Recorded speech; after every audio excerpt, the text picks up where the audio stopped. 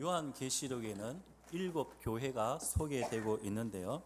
사도 요한은 비슷한 형식을 가지고 이 7교회에 편지를 쓰고 있습니다.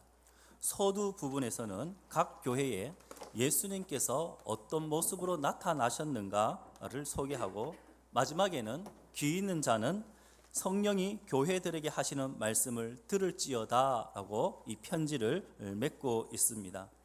7교회 가운데에 주님께 칭찬을 받은 교회가 두 곳이 있는데 빌라델비아 교회와 서머나 교회입니다. 이 빌라델비아 교회는 이 두 가지로 유명한 교회였는데, 첫 번째는 빌라델비아라는 그 도시의 이름으로 유명한 교회였습니다. 빌라델비아라는 이 말은 사랑을 뜻하는 필로스와 또 형제를 뜻하는 아델포스라는 이 두 단어가 합쳐져서 이루어진 말인데요. 그 뜻은 형제 사랑이라는 그 의미를 가지고 있습니다. 실제로 이 빌라델비아는 이 필라델부스라는 그러니까 형인 유세메스 2세 그리고 동생인 필라델부스라는 이 두 형제가 이 도시를 이끌고 있었는데, 이 형은 그 당시에는 이 로마가 전쟁을 계속하는 그런 시기였기 때문에 형이 이 전쟁을 하러 나갈 그 무렵에 이 동생에게 이 도시를 맡기고 이 정치를 하라고 그렇게 맡기고 그렇게 전쟁을 나갔습니다. 보통 우리가 흔히 말하는 왕자의 난이라는 것을 우리가 듣게 됩니다. 형이 없으면, 왕의 자리가 비어 있으면 그 자리를 차지하려고 많은 사람들이 눈독을 들이잖아요. 형이 마침 전쟁을 하러 출정한 그 시기를 틈타서 동생은 얼마든지 그 형의 자리를 탐할 수도 있고 빼앗을 수도 있는 것입니다.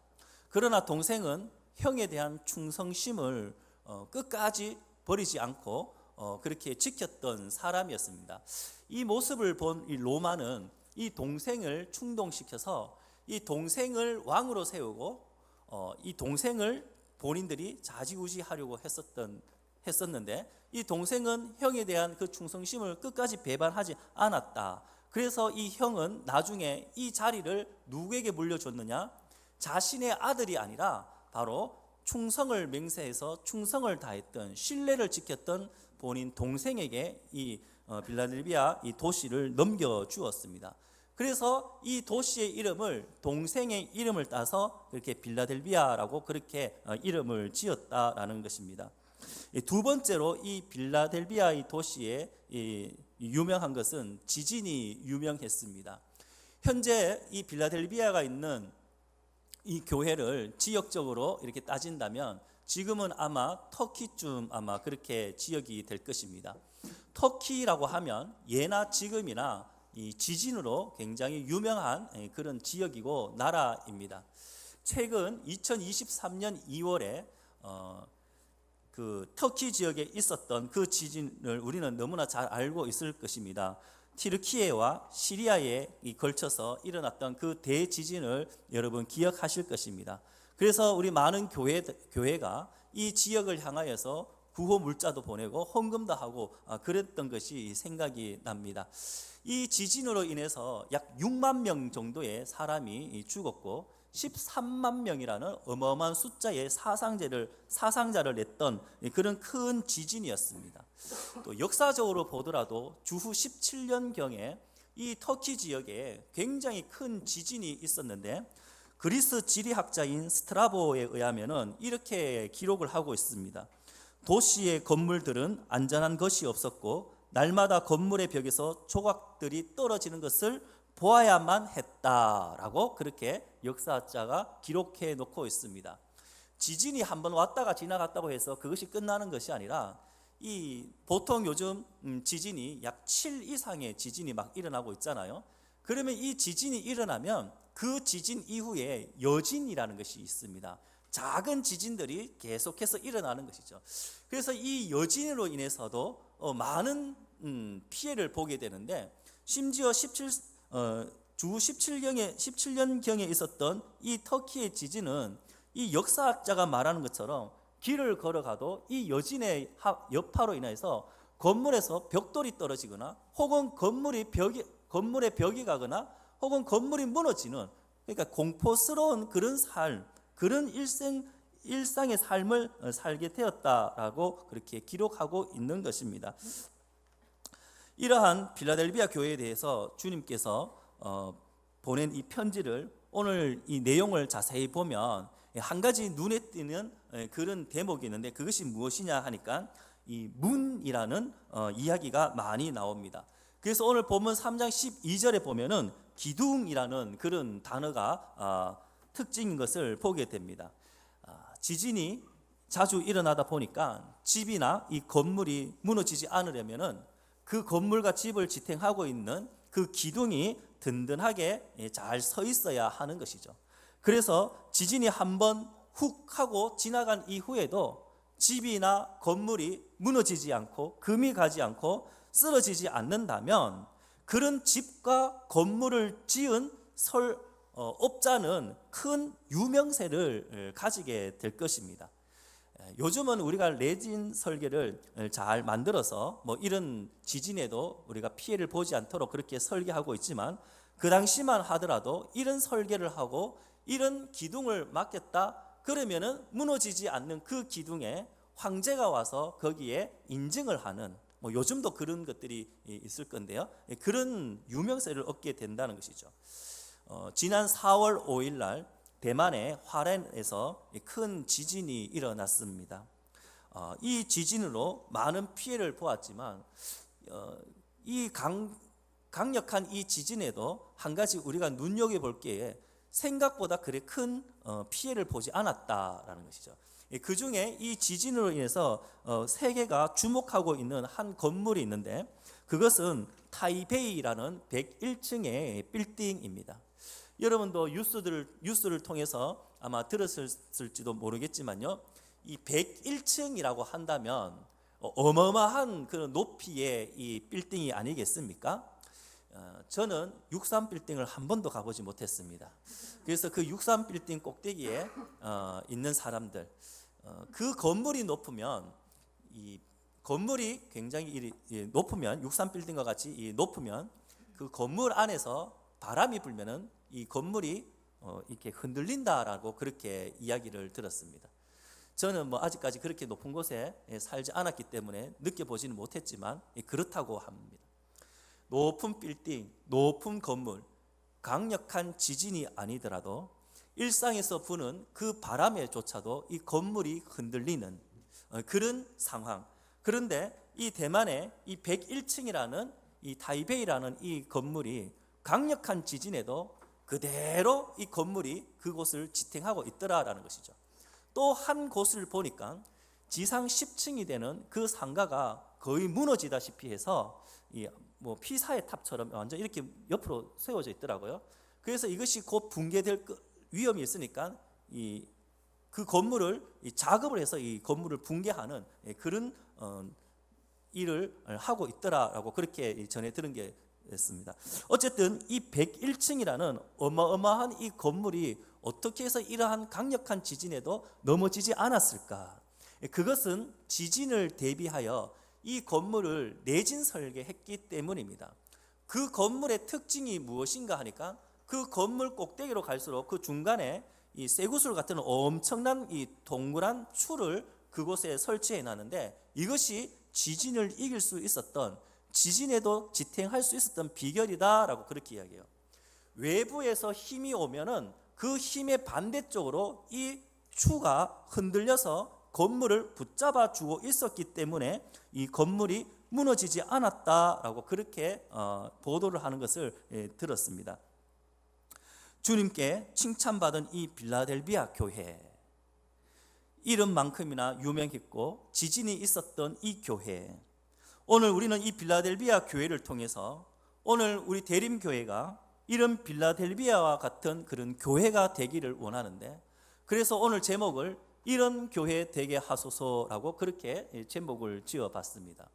우리는 빌라델비아 교회를 통해서 어떤 교회의 모습을 우리는 본받아야 되고 또 지향해야 되고 나가야 되는가, 세 가지를 간단히 말씀드리려고 합니다. 첫 번째는 빌라델비아 교회처럼 우리 교회가 진실한 교회가 되게 하여 주소서라고 그렇게 제목을 지어 봅니다. 사도 요한은 빌라델비아 교회에 대해서 3장 7절에서 거룩하고 진실하사 다윗의 열쇠를 가지신 이라고 주님을 소개하고 있습니다. 형제애가 남달랐기에 그 도시 이름을 동생의 이름으로 이름을 명령하였고, 지진으로 유명한 이 빌라델비아 교회를 향하여서 주님을 소개하기를 주님은 진실하신 분이다 라고 그렇게 소개를 하고 있는 것이죠. 이 진실하다라는 이 말은 약속을 철저하게 지킨다라는 그런 의미가 있습니다. 신약 성경에는 진실하다라는 이 단어가 무려 28번이나 사용되고 있습니다. 그런데 28번 사용되는 이 진실하다는 이 단어를 누가 가장 많이 사용했느냐? 오늘 이 요한계시록을 기록하고 있는 사도 요한이 무려 23번이나 이 진실하다라는 이 단어를 사용하고 있는 것입니다. 왜 그러면 사도 요한은 이 단어를 이렇게 많이 사용하고 있는 것인가? 그것은 사도 요한은 예수님의 이 공생의 3년 동안 가장 가까이에서 따라다녔고 함께했고 생활을 했습니다. 사도 요한이 3년 동안 예수님을 따라다닌 결과 자신이 직접 보고 자신이 직접 경험하고 도전받았던 이 예수님의 모습이 어떤 모습이었는가? 그것은 바로 진실하신 모습이었다라는 것입니다. 사도 요한의 별명이 무엇입니까? 우레의 아들이라는 이 별명을 가지고 있습니다. 우레의 아들이라는 것은 바로 불같은 성격을 가졌다라는 그런 의미이고, 또 이 성격이 굉장히 이렇게 불같은 성격, 욱하는 성격, 흔히 말하는 다혈질적이고 분노가 가득한 사람, 자기 뜻대로 행하고자 하는 그런 사람이 바로 우레의 아들 이 사도 요한의 모습이었습니다. 그러나 이 사도 요한은 예수님을 따라다니면서 결국은 진실하신 예수님을 그가 보았고 그가 깨달았고 발견했기에 이제는 욱하는 성격의 이 우레의 아들의 이 모습으로 예수님의 사역을 감당하는 것이 아니라 예수 그리스도의 진실한 모습으로 사랑을 나타내는 사랑의 사도가 되었다라는 것이죠. 사도 요한이 예수님을 진실하신 분으로 소개하는 그 이유는 이 빌라델비아 교회가 이 예수님과 같이 진실한 모습으로 그렇게 굳건하게 서가고 있는 그 모습이 예수님과 닮았기 때문에 그렇게 소개를 하고 있는 것입니다. 약속을 철저하게 지키는 그 모습, 욱하는 성격 때문에 무엇인가 바꾸어져야 되고 뭔가 새롭게 되기 위해서 모든 걸 다 흩어버리고 지워버리고 멸하는 것이 아니라, 오늘 우리의 상황이 조금 변했다 할지라도 그 변한 상황을 우리가 포기하는 것이 아니라 또 변하지 않고 굳건히 붙드는 그 모습을 통해 오늘 이 빌라델비아 교회를 통하여서 예수님이 교회를 칭찬하고 있더라라는 것입니다. 사랑하는 우리 대림교회 성도 여러분, 오늘 우리도 이 빌라델비아 교회와 같이 우리의 환경이 뭐 좀 변했다고 해서 우리의 신앙과 믿음이 변하는 것이 아니고 변개치 되는 것이 아니라 하나님께서 우리에게 맡겨주신 이 사명과 믿음을 가지고 말씀 위에 굳건하게 끝까지 여러분 그렇게 지켜나가는 교회가 되기를 원합니다. 두 번째로 이런 교회가 되기를 원합니다. 말씀을 붙드는 교회가 되기를 원합니다. 오늘 말씀 3장 8절 말씀을 우리 함께 읽어보도록 하겠습니다. 시작. 내가 작은 능력을 가지고서도 내 말을 지키며 내 이름을 배반하지 아니하였도다. 아멘. 이 말씀을 보게 되면 이 빌라델비아 교회를 향하여서 어떤 말을 하는가? 첫 번째, 이 교회는 작은 능력을 가졌다라고 그렇게 말을 하고 있습니다. 여기서 작다라는 말에 우리가 좀 관심을 가지고 이게 살펴보아야 할 것 같습니다. 이 작다라는 말이 신약 성경에 오늘 여기에서 작다라는 이 말을 어떻게 사용하고 있는가?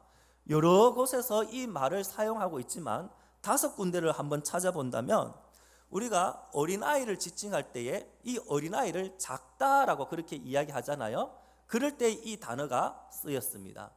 두 번째로는 우리가 겨자씨의 비유를 할 때에 모든 씨보다 작다라고 할 때에 이 작다라는 이 단어가 겨자씨 비유에서 사용되었고, 세 번째, 우리가 작은 사람 삭개오에 대해서 우리가 너무나 잘 알고 있어요. 키가 작은 삭개오.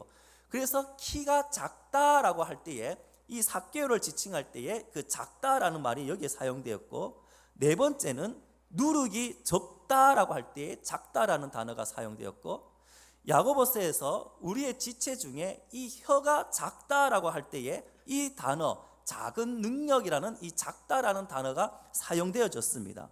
그렇다면 주님께서 지금 이 빌라델비아 교회를 향하여 너는 작은 능력을 가진 교회다라고 이렇게 말씀하는 것은 그 교회에 대하여 어떤 겸손의 표현으로 작다라는 것을 쓰는 것이 아니라 실제적으로 이 빌라델비아 교회는 작다라는 것입니다. 어린아이의 키가 작은 것처럼 너희 교회가 작다라는 것이고, 또 삭개오의 키가 작은 것처럼 이 교회가 작다라는 것이고, 겨자씨처럼 정말 작다는 것이고, 또 누룩처럼 정말 작다라는 것이고, 이 혀와 같이 우리 신체 지체 중에서도 가장 작은 그런 표현으로 오늘 예수님이 이 빌라델비아 교회에 대해서 그렇게 말씀을 하고 있더라라는 것입니다. 그런데요, 이렇게 작은 교회, 정말 내세울 것 하나 없고 자랑할 것 하나가 없는 정말 작은 교회, 별 볼 일 없는 그런 교회, 그런 교회를 이 빌라델비아 교회라고 그렇게 이야기를 합니다. 하지만 이 교회는 작은 능력을 가지고서도 뭐라고 이야기하는가? 내 말을 지키며 내 이름을 배반하지 않았다라고 주님께서 칭찬을 하고 있는 것입니다. 여기에 내 말을 지키며, 이 지킨다라는 말이 또 무슨 말인가? 이 지킨다라는 말은 이 군사 용어와 뉘앙스를 풍기고 있죠. 우리 국군 장병들이 지금도 철책을 지키고 나라를 지키고 있지 않습니까? 그래서 그 철책 가운데 이런 말 하면 그렇지만 개미새끼 한 마리라도 넘어오지 못하도록, 침범하지 못하도록 철저하게 두 눈을 무릅뜨고 정신 바짝 차려서 그 철책을, 그 경계를 지키는 것처럼 오늘 여기에 지킨다라는 이 말을 달리 표현하자면 파수한다라고 그렇게 말할 수가 있어요. 이 파수한다라는 말 역시 지킨다라는 것이죠. 철두철미하게 하나님의 말씀을 지키고 있는 상태, 그것이 바로 파수한다라는 이 단어의 상태, 뜻이라는 것이죠. 사도 요한은 하나님의 말씀을 지키는 것이 하나님을 사랑하는 것이다 라고 그렇게 말씀하고 있습니다. 그래서 오늘 말씀 두 곳을 한번 우리가 찾아보겠습니다. 요한복음 14장 15절 말씀을 우리 함께 읽어봅니다. 시작. 너희가 나를 사랑하면 나의 계명을 지키리라.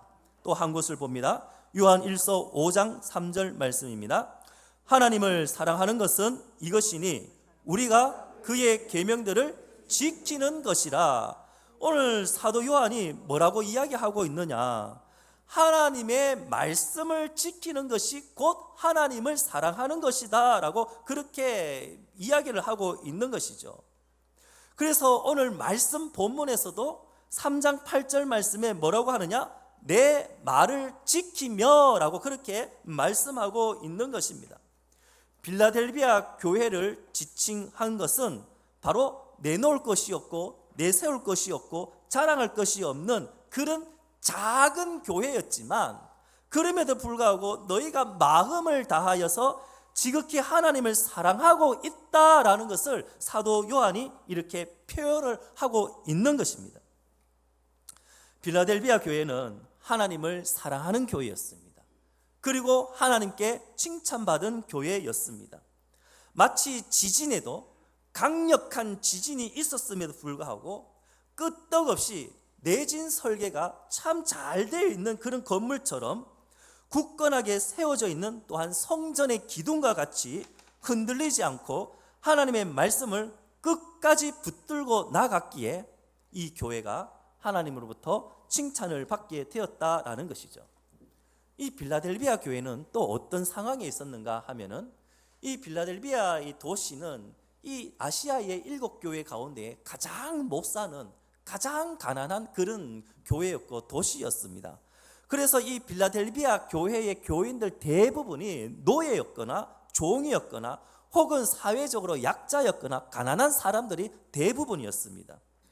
그 도시를 장악하고 있는 사람은 유력한 유대주의자, 유대인들이 그 도시를 장악하고 있었어요. 그러니까 이 유대인들은 이 연약하고 별 볼 일 없는 이 사람들을 얼마나 괴롭혔는지, 사회적으로나 경제적으로나 아무 힘이 없고 가진 것이 없는 이들을 늘 힘들게 하였던 것이죠. 그래서 이 빌라델비아에 있는 교회, 사회적으로 약자, 경제적으로도 약자, 어디를 가나 약자, 어디 가나 힘든 삶을 살아야만 했던 이 빌라델비아 교인들에게 한 가지 소망이 있다면 무엇인가? 그들이 할 수 있는 것은 바로 진실하신 하나님의 말씀을 붙드는 것, 그 약속의 말씀을 믿고 붙드는 것, 그것만이 이들의 소망이었습니다. 사랑하는 성도 여러분, 오늘 우리의 삶을 한번 생각해 보고 우리 부모 세대의 이 신앙의 삶을 한번 생각해 보면 참으로 눈물 나지 않습니까? 우리 대한민국에 이 경제적으로 부흥이 오고 이 풍요가 온 지 별간 몇십 년 되지 않은 상황이었습니다. 제가 초등학교, 저는 국민학교 출신인데요. 국민학교 다닐 때만 하더라도 참 저희 형이 중학교에 갔을 때 고무신을 신었다 아닙니까? 그래서 그 고무신을 신은 형님을 보면서 나도 나중에 저렇게 살아야지. 그래서 제가 고등학교 때 대구 고등학교를 나왔는데요. 대구 고등학교 교복이 딱 스님 복장입니다. 그래서 제가 이 스님 복장에는 운동화가 어울리지 않고 뭐가 어울립니까? 흰 고무신이. 그래서 제가 흰 고무신을 신고 학교를 다니지 않았겠습니까? 그래서 제가 대유행을 시켰습니다. 제가 그런 사람입니다. 제가 오늘 옷이 좀 별로, 넥타이 별로인 것 같아도 한다면 저도 유행에 참 민감한 사람인데요.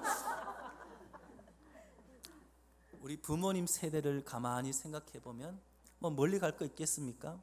우리 대림교회를 생각해 보면 이 대림교회가 어떻게 시작되었는가? 제가 많은 교회를 이렇게 돌아보고 이렇게 사역을 하였지만 그 교회의 역사가 적어도 40년 이상 된 교회는 그 교회가 처음 시작할 때 어떻게 했는가? 마룻바닥에서 시작하는 것이죠. 그런데 그 마룻바닥도 몇 교회 아닙니다. 멍석을 깔아놓고, 여러분 그 지프로 이 자리를 만들잖아요. 이 멍석 요즘은 돗자리라고 하는데요. 그 새끼줄로 꼰 자리 아시잖아요. 제가 본 교회 중에 가장 힘들었던 교회가 바로 그 교회였습니다. 아무 건물 없이 맨바닥에, 맨땅에 그 새끼줄로 꼬았던 그 자리를 펴놓고 거기에서 기도하고 거기에서 말씀을 읽고 그 한 사람의 시작으로 교회가 세워져.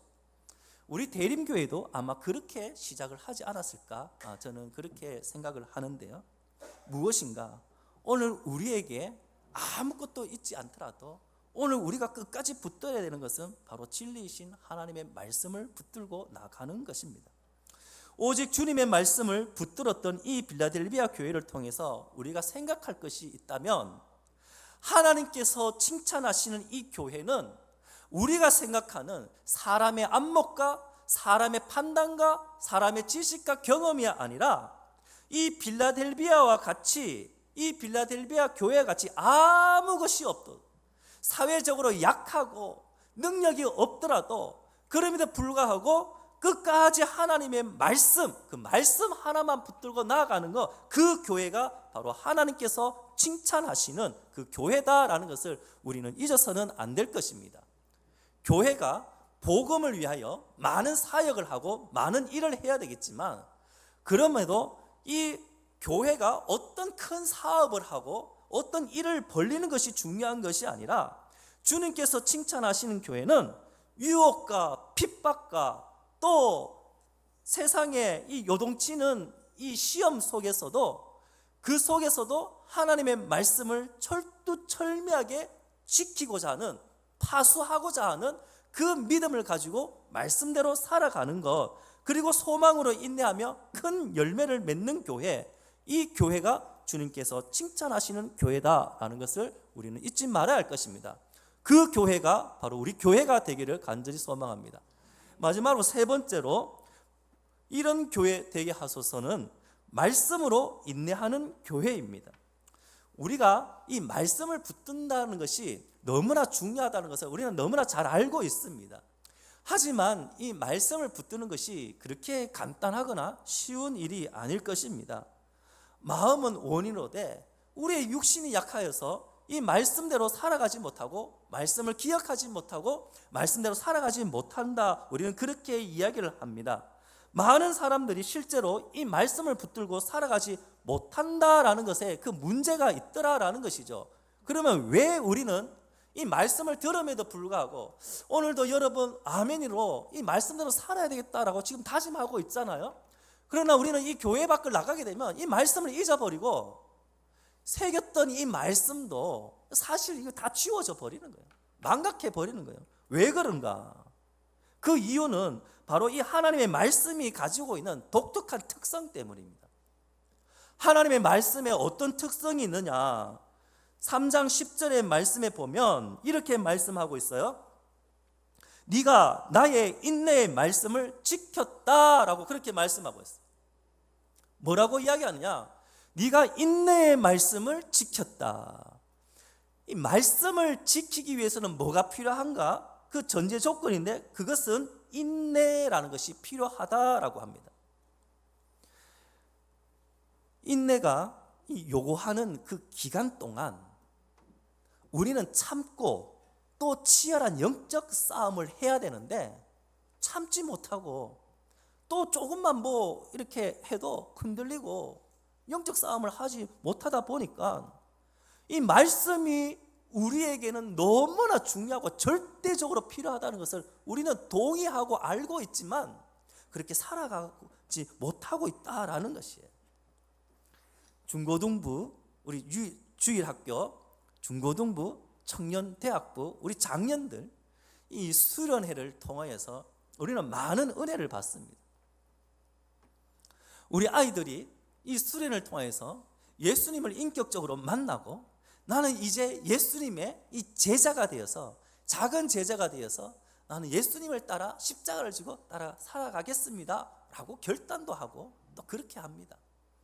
수련회 기간 동안 혹은 수련회가 끝난 한 두 주 이후까지 그들의 결심과 그들의 각오는 대단합니다. 우리 어른들이 보기에 우리 선생님들이 보기에 야, 이 애들 참 큰 은혜 받았구나. 정말 귀하죠. 그러나 방학이 끝나고 개학과 동시에 그 신앙과 그 모습은 온데간데 없는 것을 우리는 또 보게 됩니다.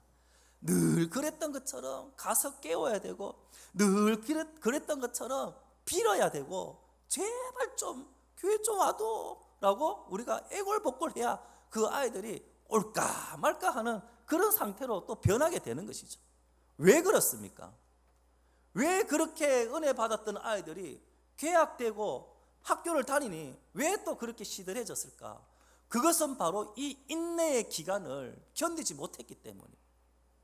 참고 견뎌야 하는 그 시간을 그들이 참지 못했기 때문입니다. 그래서 이 인내의 기간을 우리가 자연의 법칙 속에서 그러면 이 인내의 기간을 어느 정도로 우리가 보아야 되는가? 이 자연의 법칙 속에서 우리가 한번 살펴보고자 하는데 첫 번째로요.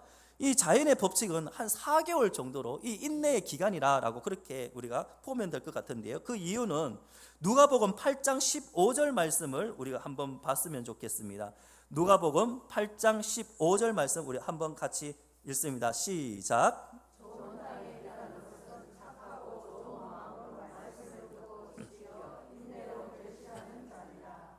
아멘. 여기 보면은 결실을 하기 위해서 조건이 있는데 그것은 인내로 결실을 하는 것이다. 결실을 하기 위해서 열매를 얻기 위해서는 뭐가 전제 조건이 되는가? 인내가 필요하다라는 것을 이야기합니다. 이스라엘이라는 이 나라는 우리나라와 달리 건기와 우기로 나누어져 있습니다. 그러니까 비가 오는 시기와 비가 오지 않는 시기가 뚜렷하게 구별된다는 거예요.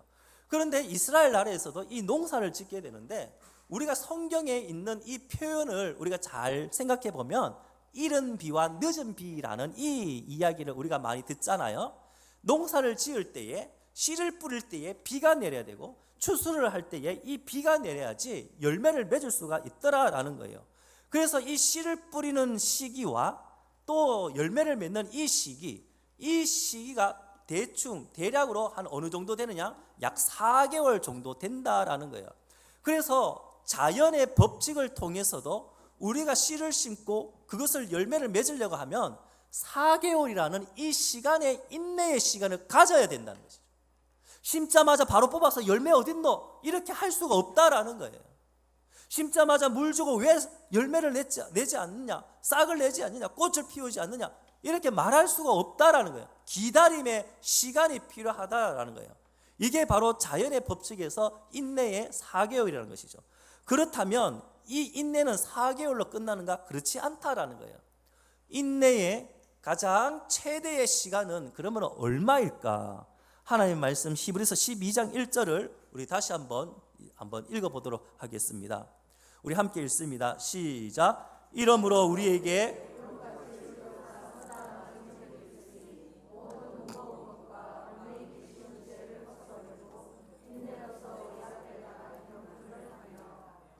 아멘. 이 믿음의 사람이 가지는 특징 중에 하나가 있다면 경주를 하는 것입니다. 경주를 하는 것. 이 경주를 한다라는 것은 모든 경주는 무엇이 필요한가? 인내가 필요한다. 그래서 이 경주라는 이 말을 우리의 신앙의 경주로 그렇게 많이 이야기를 합니다. 우리의 신앙의 경주에서도 이 인내가 필요하다라는 것이죠. 그러면 우리의 신앙의 이 경주는 어디까지의 인내인가? 그것은 바로 우리가 생명을 마치는 그날까지, 우리가 하나님 앞에 서는 그날까지 이 믿음의 경주를 해야 되는 거예요. 그래서 다시 말하면 이 말씀이 이루어지기 위해서 우리가 인내의 결실을 맺기 위해서는 어느 정도가 필요한가?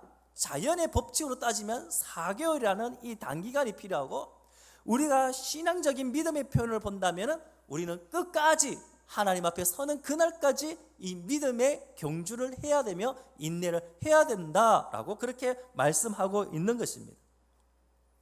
하나님의 말씀이 뿌려져서 결실을 보게 되려면 하나님의 말씀은 최소한 4개월, 길게는 그날까지 우리에게 성경은 인내를 요구하고 있더라라는 거예요. 그런데 문제는 무엇입니까? 우리는 잊어버린다라는 것입니다. 이 인내의 기간을 인내하지 못한다라고 그렇게 우리는 이야기하고 있는 것입니다. 인내는 누구는 하고 누구는 하지 않는 그런 덕목이 아닙니다. 인내는 성도라면 어느 누구든지 갖추어야 할 그런 덕목입니다. 그래서 사도 바울은 이것을 고린도후서 6장 4절에서 이렇게 말씀하고 있습니다. 함께 읽습니다. 오직 모든 일에 하나님의 일꾼으로 자천하여 많이 견디는 것과 환난과 궁핍과 고난과. 사도 바울이 복음을 위해 얼마나 많은 고난을 받았는가를 이야기하고 있습니다. 그 가운데에 하나님의 일꾼으로 자천한 자의 첫 번째가 무엇인가? 그것은 견디는 것이다 라고 그렇게 이야기해요. 이 견디다라는 것은 지금 말하고 있는 인내와 일맥상통한 그런 의미를 가지고 있는 것이죠. 인내는 하나님의 말씀이 이루어지는 것, 그리고 우리가 하나님 앞에 드렸던 이 기도가 응답될 때까지 참고 지속적으로 하는 것. 그래서 시편의 표현과 같이 우리가 눈물로 씨를 뿌리는 것, 그것으로 하나님의 일꾼의 첫 번째 특징이 바로 인내다라는 것을 이 사도 바울이 이야기하고 있는 것입니다. 그리고 고린도후서 12장 12절에서는 이렇게 말씀하고 있습니다. 사도 바울이 자신의 사도권을 변호하는 그런 장면인데요. 사도의 표가 된 것은 내가 너희 가운데 모든 참음과 표적과 기사와 능력을 행한 것이다. 이 사도의 트레이드마크, 사도라고 하면은 딱 떠오르는 것이 무엇입니까? 기적과 표적과 능력을 행하는 자가 바로 사도입니다. 베드로가 안전뱅이를 일으키고 또 죽은 자를 살리고, 사도 바울이 병든 자를 낫게 하고 죽은 자를 살리고, 뭐 이런 기적과 이적들을 행하고 능력들을 행하는 것이 바로 사도의 표적이고 사도의 표인 것입니다. 그런데 이 사도 바울은 이러한 능력들보다도 더 중요한 것이 있는데 그것이 무엇인가? 모든 참음이라고 그렇게 이야기하고 있는 것이죠. 어떠한 능력을 행하는, 능력을 나타내는 그런 것보다도 사도에게 먼저 필요한 것이 있다면 그것은 모든 것에 참음이 필요하다, 인내가 필요하다라고 그렇게 말씀하고 있는 것입니다. 우리의 신앙에 이 인내가 필요함을 이야기하고 있는 것이죠. 우리 주님도 이 인내가 필요하다는 것을 역설적으로 이야기하고 있는데 베드로후서 3장 9절 말씀을 우리 함께 다 같이 큰 소리로 읽습니다. 주의 약속은 어떤 이들이 더디다고 생각하는 것 같이 더딘 것이 아니라 오직 주께서는 너희를 대하여 오래 참으사 아무도 멸망하지 아니하고 다 회개하기에 이르기를 원하시느니라. 아멘. 주님께서 지금도 참고 있더라는 거예요. 주님께서 재림하셔서 우리를 심판 가운데 던져줄 수도 있지만 우리 가운데 아직도 회개하지 못하고 돌아오지 못한 그 영혼들을 인내로 기다리고 있더라라는 것을 말씀하고 있는 것입니다. 그 영혼이 돌아오기까지 주님이 참고 있는 거예요. 주님이 뭐 재림하기 싫어서 아니면 재림할 능력이 없어서 못 오시는 것이 아니라 그 한 영혼이라도 더 구원하기 위해서 길이 참고 있더라라고 그렇게 이야기하고 있는 것입니다. 사도 바울은 인내하는 것이 하나님의 일꾼의 특징이었고 또 자신이 사도라고 하는 그 첫 번째 표였고 죽은 자를 일으키는 능력보다도 자신이 인내하고 있다라는 것이 더 중요하다라고 그렇게 말을 하고 있는 것입니다. 주님은 교회가 얼마나 큰지 거기에 관심이 없습니다.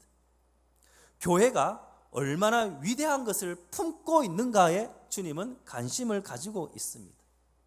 그러면 이 교회가 품을 수 있는 그 위대한 것이란 것은 무엇일까요? 그것은 바로 하나님의 말씀을 품는 것입니다.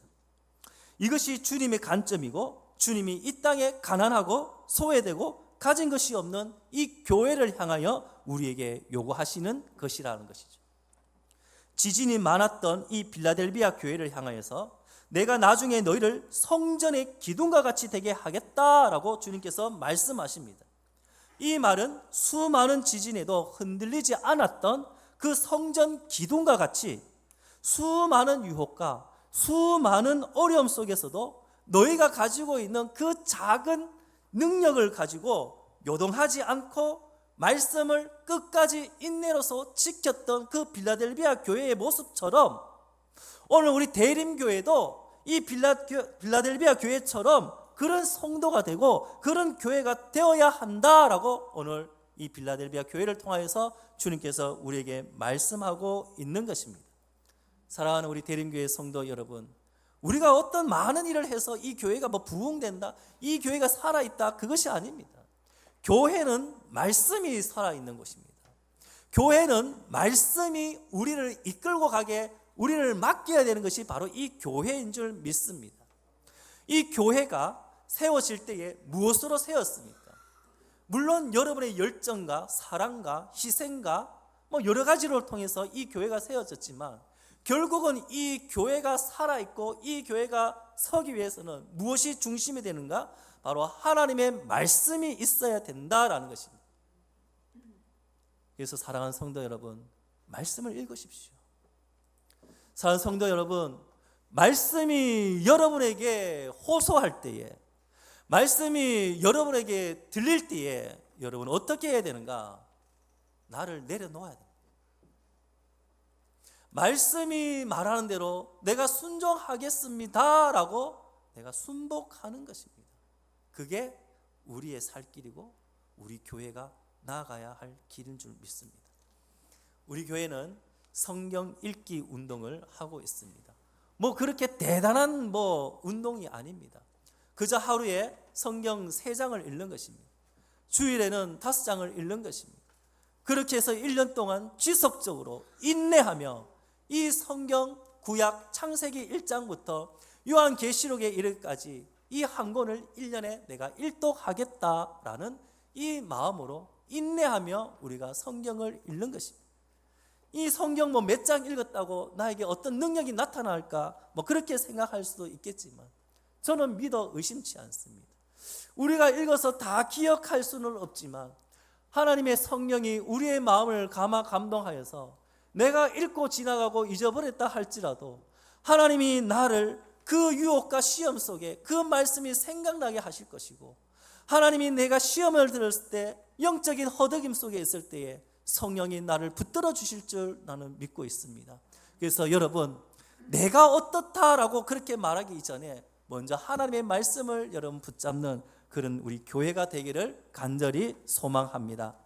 이 시간 우리 찬양을 드리며 말씀을 가지고 우리 함께 기도드렸으면 좋겠습니다.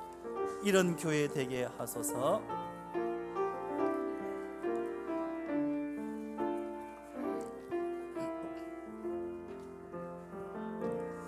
진정한 예배가 숨쉬는 교회, 주님이 주인 되시는 교회, 믿음의 기도가 쌓이는 교회, 최고의 찬양을 드리는 교회,